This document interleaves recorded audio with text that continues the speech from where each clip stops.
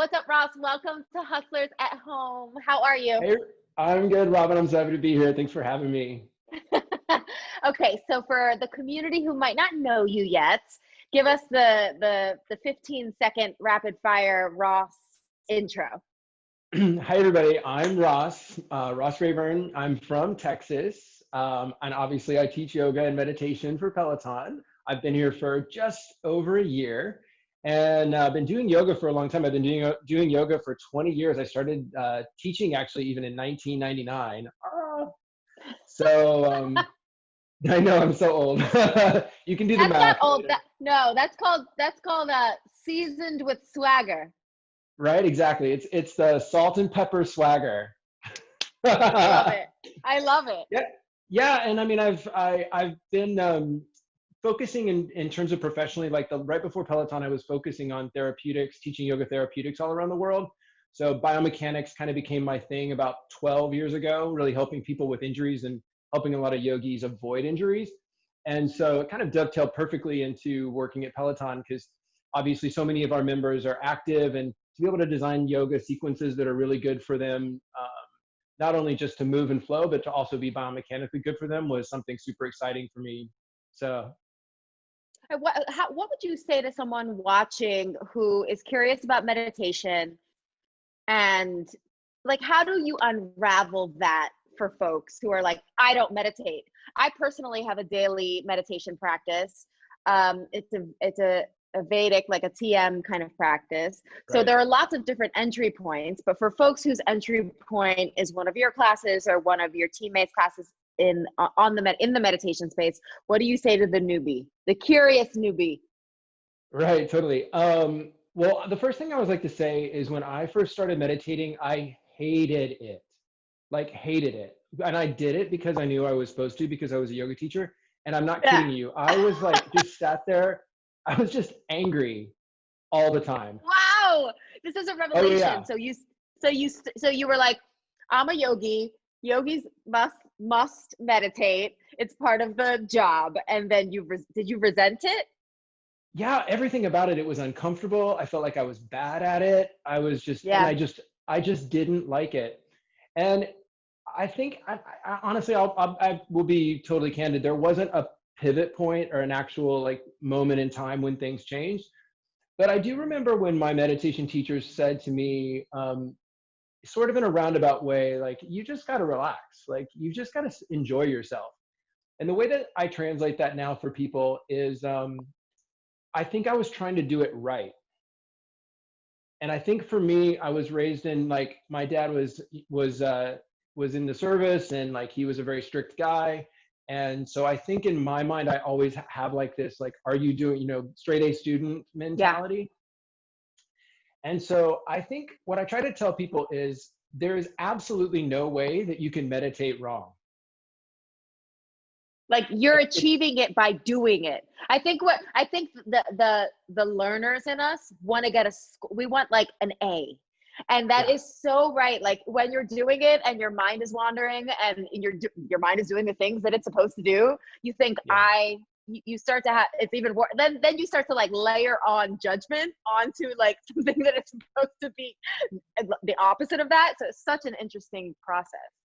Absolutely. And I don't even like to, it's sort of like I like to make light of it a little bit as an invitation to people so that they're more willing to try. But I also don't even like, on the flip side of that is I don't like to make light of the kind of abrasive intensity of that cycle that you're describing, that Yeah. spiraling of I'm doing this wrong, because that's not even a mental thing. It's almost a physiological thing. And so I have a lot of respect for people that like resist it because it hurts. And so oftentimes what I'll say is, even if you can just, meditate while you're brushing your teeth, like take 3 deep breaths mindfully, or Okay, when you're so standing, let's be oh, prescriptive sorry. about that. So tomorrow, I want everyone who's watching this to meditate while they're brushing their teeth. So you pick up the toothbrush. What do you do? Yeah, it's honestly, we're assuming you brush your teeth. Yeah. Step one, oral Step hygiene. one, oral hygiene. Step two, it's going to sound so silly, but like either right before you put your toothbrush in your mouth, or maybe you remember mid-stroke, like you're in the middle and you're on your right side, and you remember, oh yeah, I'm supposed to meditate while I'm brushing my teeth. you stop and you take a deep breath. And you notice the fact that you're breathing. There's a part of our brain that has the capacity to notice what we're thinking and what we're doing.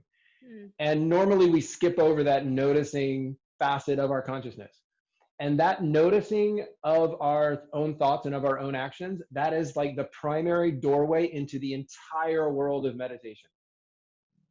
And so it's absolutely can be a moment, it can be 3 moments, it can be 20 minutes, but it's your capacity to turn in and notice and have an awareness of perspective and relationship, even if it's as simple as relationship to the fact that the toothbrush is in the right side of your mouth.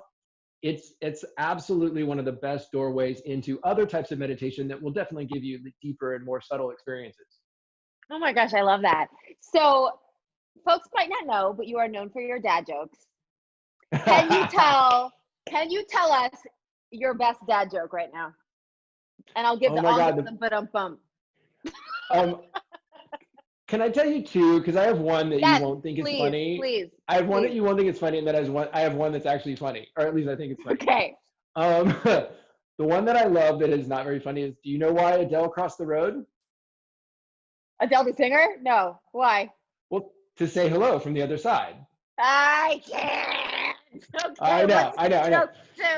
Okay, the one that I actually think is funny is, my friend Mindy told me this one. A priest, a rabbit, and a minister walk into the bar, and the rabbit was like, I think I'm a typo. Okay, that one is actually funny. I mean, like, funny-ish. Well, dad jokes are like grown worthy. So if you elicit a chuckle from a dad joke, you've won. You've achieved. You know what the best part, and this is what my friends like die, is I actually don't need anyone else to be in the room. Like, I laugh at my own jokes. Okay. So you definitely are you find yourself amusing, which is good because you're going to be with yourself the longest.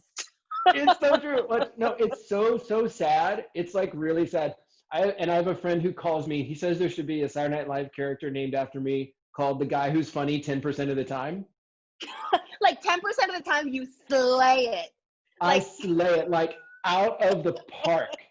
But the problem is, and my friends will tell you this, like, you have to wait through the other 9. Like, that's the problem. They're like, okay, Ross, I get it. You have 20 years of physiological and yogic wisdom. Where's the joke? Exactly. And therein lies the gold.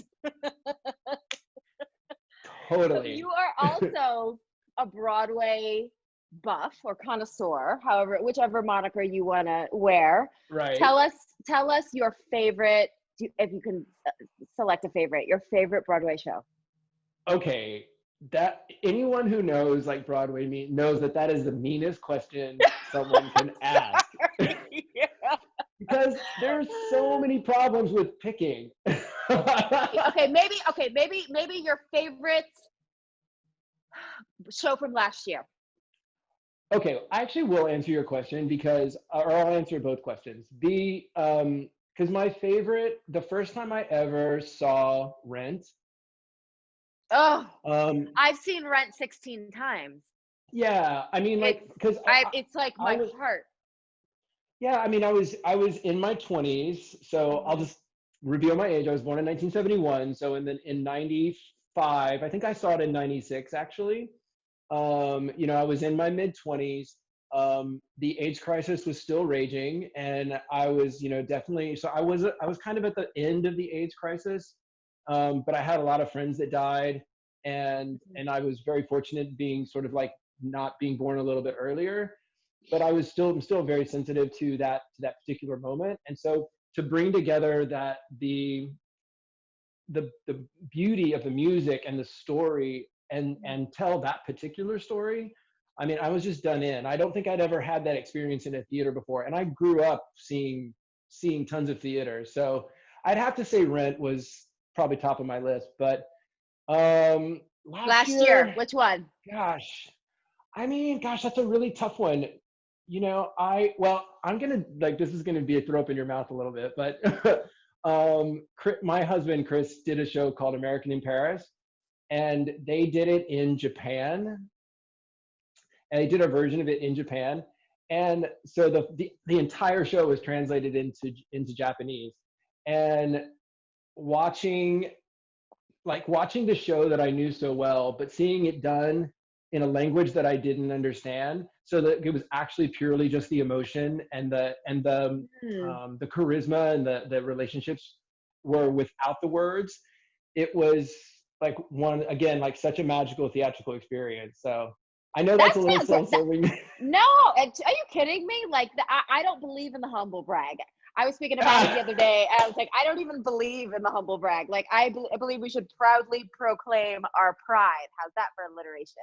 So I love it. Sing it. We are all applauding each other's greatness here. And congrats to your husband, Chris. That's amazing. Yeah, I'm pretty proud of him. So we're about to enter the work part of Hustlers at Home. We've traditionally done this in a plank, but you decided, because we're here to level up, that you want to do this in a handstand. Is that right? A 1 minute handstand. And you're going to answer as many rapid fire questions as you can. So I'm going to set my timer, and you're going to get into it. I mean, this is this is amazing to me that you're even able to do this for 1 minute at all, let alone answer questions. I even thought about doing it not at the wall, like balancing in the middle of the room. Okay, that's so hardcore. You're so hardcore. You're like the most hardcore yogi. Like, that's amazing. All right. Should I go up or should I wait? Okay. You go up, and I'm ready when you are. 3, 2, 1, let's go. Most random online purchase since quarantine. Oh my God. A new kind of protein shake. What did you want to be when you grew up? President of the United States. Actor to play you in a movie. Wait, say again? The actor you'd want to play you in a movie. Oh my God. George Clooney. Name a place that you most recently lived besides New York. Most recently lived. Oh, Los Angeles. Which instructor is most likely to be seen at an Ariana Grande concert? Which Peloton instructor? Yep. Cody Rixey. Which instructor is most likely to ask if you stretched?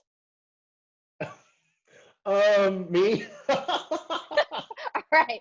What's the most embarrassing thing you've ever done while teaching a yoga class? Oh my God. Well, the most embarrassing moment. I farted. You're done. That's amazing. Wait, I wanted to do like the one hand, answer like in one hand. Oh my God, you're so incredible. Oh, that's amazing. So if there's not such a thing as a humble brag, that was a humble brag. 1, 2, 3, 4, 5, 6, 7. You got 7. That's amazing. Oh my God. Is that pretty good? That's good. That the average is 8. Okay, good. Is 8. Yeah. So now is a chance to put the host in the hot seat. Do you have a question for me? You know what? I was thinking I was going to ask you I had so many different questions, but one of I think you know this about me a little bit, because you and I think share a happiness scale, a place on the happiness scale, which is pretty high. Yes. Am I right? Yes, absolutely. I've even taken all those quizzes and all the tests, and I ranked pretty high. Yeah, and I always think of that as like a super high, that's a blessing. Like, it's nice to be on that, because I'm always usually in a very good mood. One of the things that I try to do is be honest about the things that are like my shadow side. Mm-hmm. Like, for instance, and like how I navigate that. Like, for instance, when I'm most embarrassed by the way I act, it's usually because I'm quick to anger. Like, I was in the park with my puppy the other day, and there was a guy that almost kicked her because even though it was off leash, he was just mean to my dog. And I almost got into a fight. Like this violent anger came out of me because it was my puppy. And I'm like, so not a violent guy. It's like just not my nature, but yet it's in there. So my question is like, what would you pick as like one of your shadow sides that you find that that comes up, but yet you have to deal with? For me, it's I don't have a reasonable relationship with time.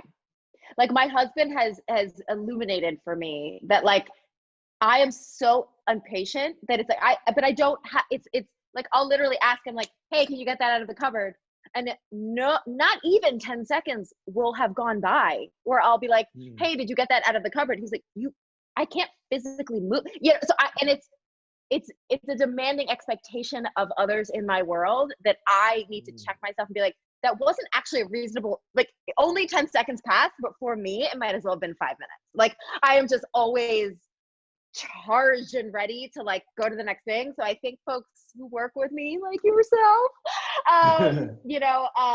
receive that. And it's not coming from, I don't mean to be demanding. It's just that I actually have a very unreasonable relationship with time. So I have to check myself often. I love that though. That's like, see, I feel like it's such an important, because obviously, I come from a yoga background, and, one of the big theories with yoga is that ultimately, like energy finds a way to balance itself out. And so like your awareness of that actually creates a balance. And because you're always putting out so much positivity and encouragement, rightfully so. And, that's why, we all love you so much. But that's why I think it's so great to have that awareness of, like the fact that we're human in order to not like get out of balance. I don't know. Does that make sense? 100%. And like, for me, I have to say, I have to give Drew props, because it was really in my relationship with him, because obviously we're interacting so often, that I was like, oh, it's not just like impatience. It's like my relationship, me, Robin's relationship with time is like not right. So yeah, it's, I am often reminded of that, moments where it's just not in balance. So where can folks, speaking of balance, where can folks find you to get a little bit more balance on the mat and, in all areas? So where can people find Ross Rayburn? Before I tell you all the places to find me, I just want to make note of the amazing lighting you have right now. Like, it's kind of fabulous. I'm just sorry, I taking just had to make advantage note of of the time of day. You just have to like flex on it when. Listen, I always kind of step into the spotlight, baby. So you gotta just. It's so fabulous. Obviously, find me on Peloton Digital, yoga and meditation. My Instagram is Ross Rayburn Yoga. So please find me there. Find me on Facebook, and those are my two main platforms. So that's the place to find me. What's the first class folks should take with you if they're brand new to yoga, or brand new to you? It really depends. If you're someone who needs to move, take a power yoga class. Because I teach my whole thing is, even in a power yoga class, like I'll kick your butt, but I'll do it in a way where your back still feels good afterwards. Because I'm really keen on sequencing, no matter how hard, that you feel good afterwards. So if you like to move, take a power yoga class. If you're really like, you want to learn about the arcanity of like different, like super subtle biomechanics, take one of the intermediate slow flows, because we take our time and I break down things like the difference between interior and anterior tilt of the pelvis. So it depends upon like what kind of mood you're in. But I would say one of those two, either power yoga or intermediate slow flow or beginner slow flow. I love it. Choose your own adventure. Well, thank you so much, Ross, for being a guest on Hustlers at Home. I'm sending you love. I'm glad you are well. And I can't wait till I can see you beyond through my screen on the mat. I know. Through this screen. Air hugs. Thank you. Thank you so much, Robin.